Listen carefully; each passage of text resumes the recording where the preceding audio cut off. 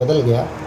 आज आप अमरावती कहेंगे तो उधर महाराष्ट्र में है, उधर ही कहीं अमरावती है, क्योंकि भारत की पूरी भौगोलिक दशा ही बदल गई।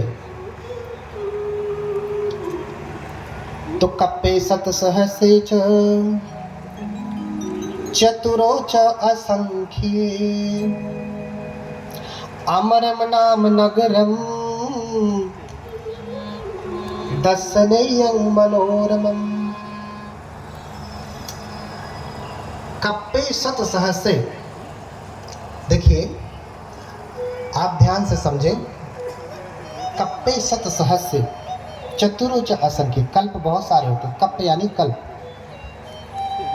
एक कल्प होता है जिसे हम आयु कल्प कहते हैं, दूसरा कल्प होता है अनंतर कल्प, तीसरा कल्प होता है असंख्य कल्प, और अंतिम जो कल्प होता है वो क्या होता है?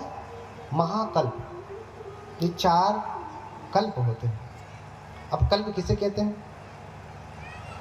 कल्प किसे कहते हैं? कल्प समय को नापने का एक पैमाना है। जैसे हम समय को कैसे नापते हैं?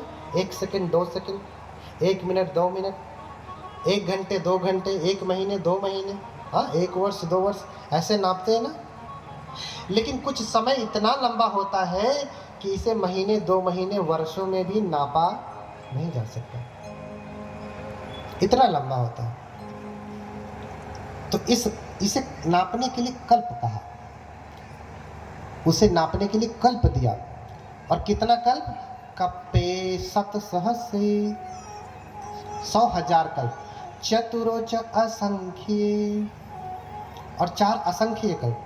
100,000 आयु कल्प और 4 असंख्य कल्प।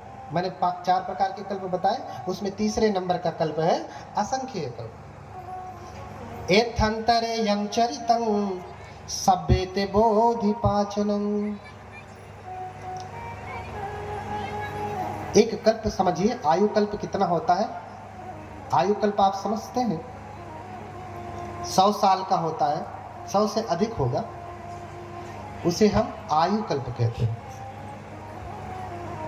लेकिन बुद्ध जिस कल्प की बात कर रहे हैं, जिन कल्पों में होते हैं, वो कल्प बड़ा लंबा होता है। तो उदाहरण दिया कि पर्वत की चोटी को रेशम के कपड़े से प्रत्येक 100 वर्ष में एक बार पोंछा जाए। समझ पा रहे हैं? पर्वत की चोटी को रेशम के कपड़े से 100 वर्ष में एक बार पोंछा जाए, तो उस चोटी को समाप्त होने में जितना समय लगता है उसे एक कल्प कहते हैं। कितना समय लगेगा? पर्वत की चोटी को रेशम के कपड़े से 100 वर्ष में एक बार पोंछा जाए, तो चोटी को समाप्त होने में जो टॉप पोर्शन होता है, जितना समय लगता है उसे क्या कहते हैं? एक कल्प कहते हैं। अब इसे आप वर्षों में बता सकते हैं, कितने वर्ष में खत्म होगा? कितने हजार वर्ष में? नहीं। दूसरा उदाहरण दिया हमारे त्रिपिटक में कि 1 योजन लंबा, 1 योजन चौड़ा, 1 योजन ऊंचा कोई भेरी हो। भेरी यानी बॉक्स समझिए आज के समय में। 1 योजन कितना होता है? 1 योजन में 3 कोस, और 1 कोस में 3 किलोमीटर। कहीं कहीं 4 का वर्णन है, 3 ही मेजर समझा जाता है। तो 1 योजन में कितने किलोमीटर हो गए? 9। 1 योजन में 3 कोस, और 1 कोस में कितने किलोमीटर? 3। तो 3 तिया 9। कोई भेरी यानी बॉक्स समझिए, कोई डब्बा हो, कंटेनर हो जिसमें आप चावल वावल रखते हैं ना, कितना बड़ा हो?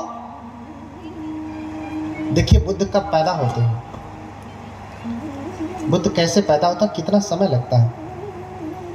अभी समय बता रहा हूं कितने समय में पैदा होते हैं, कैसे पैदा होते हैं।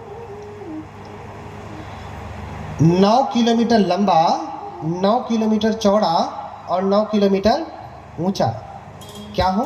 भेरी हो। और उसमें क्या रखे हो? सरसों के दाने रखे हो।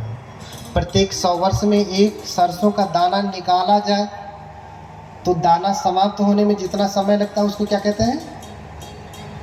एक कल्प कहते हैं। ये कल्प की व्याख्या उसी त्रिपिटक से है जिस त्रिपिटक का अनुमोदन स्वयं बाबा साहब ने किया। ये बुद्धों का कल्प है, उत्पन्न होने का समय है, बुद्धों के उत्पन्न होने का समय है। तो इसको आप कितने वर्षों में गणना करके बता सकते हैं?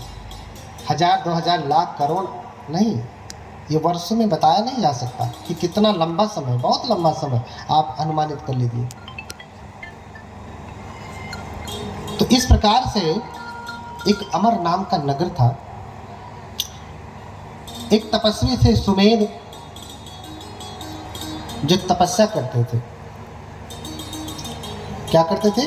तप करते थे। हिमालय में जाकर के तप करते थे। क्यों तप करते थे? क्योंकि जब उनका जन्म हुआ तो माता पिता सब कुछ छोड़ कर के चले गए।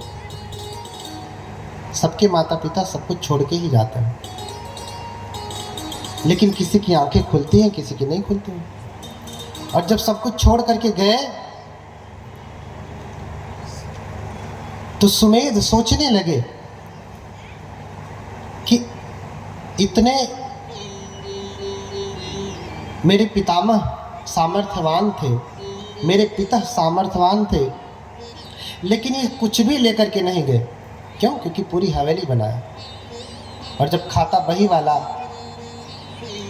पूरा निकाल करके विवरण दे दिया कि इतना तुम्हारे पिता का धन है, इतना तुम्हारे पितामह का धन है, ऐसे करके यावता सत्तमः युगा 7 पीढ़ियों का पूरा विवरण दे दिया कि ये परंपरागत चलने वाला धन है।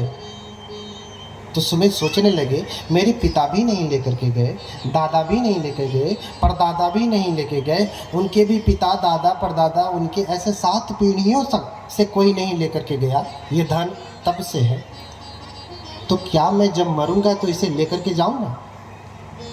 हाँ, क्या मैं इसे लेकर के जाऊंगा? नहीं।